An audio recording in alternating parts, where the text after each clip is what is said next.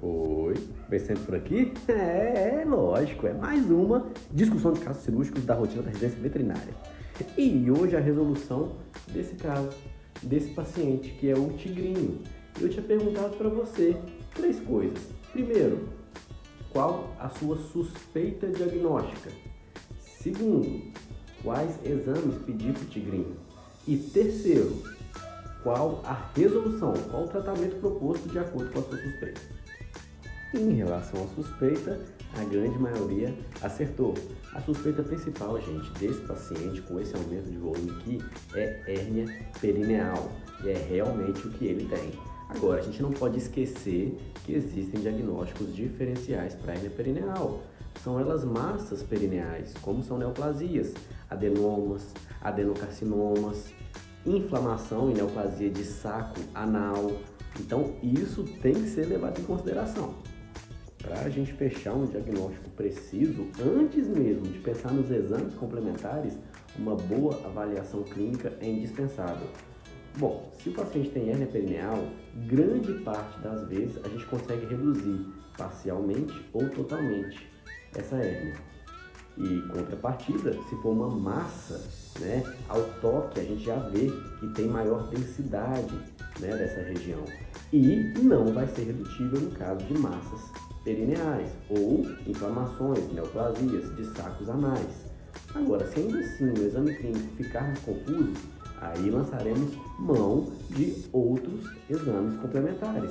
Exames de imagem são muito bem-vindos, são eles radiografias. A gente consegue em radiografia observar algumas alterações sugestivas de hérnia. Podemos fazer radiografia contrastada, por exemplo, quando a gente tem uma ideia de que talvez a bexiga esteja retrofletida.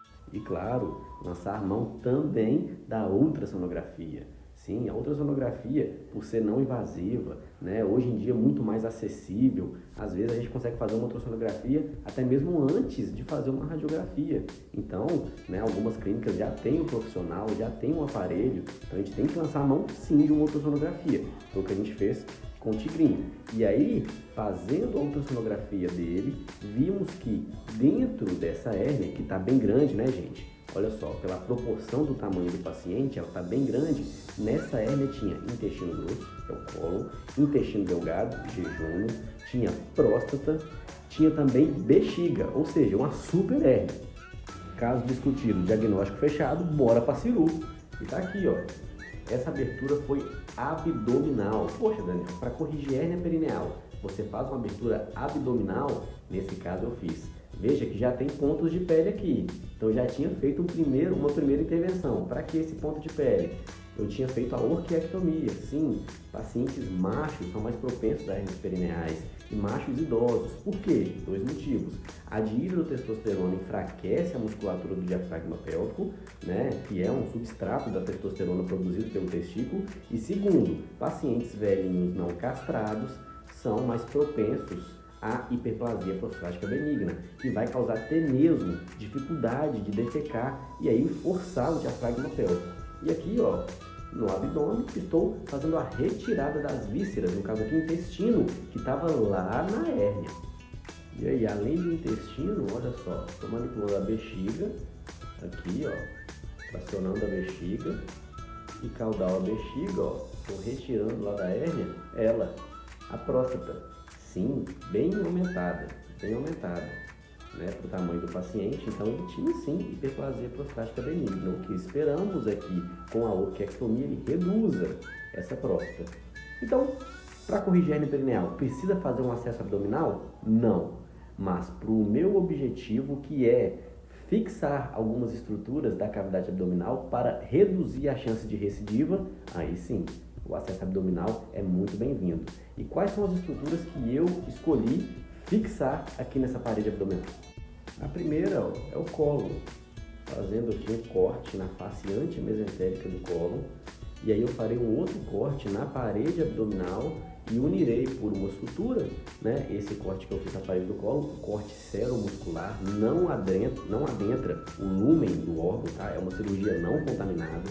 Então faço esse corte, faço lá na parede abdominal e uno, faço uma rafia, uma pexia na verdade. E esse nome, né, da técnica é colopexia, união do colo na parede abdominal. E aí, esse colo vai ficar aderido, de modo que vai impossibilitar ou reduzir a chance de uma recidiva, né? O colo não vai ter essa projeção caudal, vai ficar bem fixo ali. Outra técnica de fixação, outra pexia que eu decidi fazer é a deferentopexia. Eu estou fazendo duas incisões paralelas na parede abdominal e vou pegar aqui, ó, uma estrutura que nada mais é do que um ducto deferente, né? Foi permitido esse acesso porque eu já tinha castrado o paciente antes, né? Então ficou aqui a minha ligadura com ducto deferente e plexo pompiliforme expostos. Aí eu levei, né, por dentro da alça e vou fazer um ponto para fixar. A colopexia vai evitar a projeção do colo caudalmente e a deferentopexia vai dificultar a projeção da próstata e da bexiga caudalmente. Poderia fazer outras técnicas como a cistopexia? Poderia, mas eu acredito que com essas duas já ia resolver o problema do paciente. E aqui, né, virei o paciente de decúbito external, fiz a incisão, né, retirada do excesso de pele que estava aqui, fiz a abertura, identificação da hérnia, coloquei pinças Allis, né, com umas gases para introduzir a hérnia novamente e estou identificando os músculos envolvidos no defeito, né, nessa hérnia, que nada mais são que obturador interno aqui embaixo, lembrando, o ânus está para cá, tá? Aqui é o ânus e para cá tá a parte lateral do paciente. Então, obturador interno, mais próximo do ânus aqui tem o esfíncter anal externo, entre esfíncter anal externo e elevador do ânus tem um defeito e aqui tem o músculo coxígeo. Ao lado do músculo coxígeo, ligamento sacrotuberal. Decidi por englobar o ligamento sacrotuberal na minha estrutura para dar rigidez. E nesse dia eu decidi não elevar o obturador interno. E aqui uma avaliação um mês depois da cirurgia, ó, eu estou palpando lá, né, a região da cirurgia. Cicatrização foi ótima, não tem nenhum problema de cicatrização.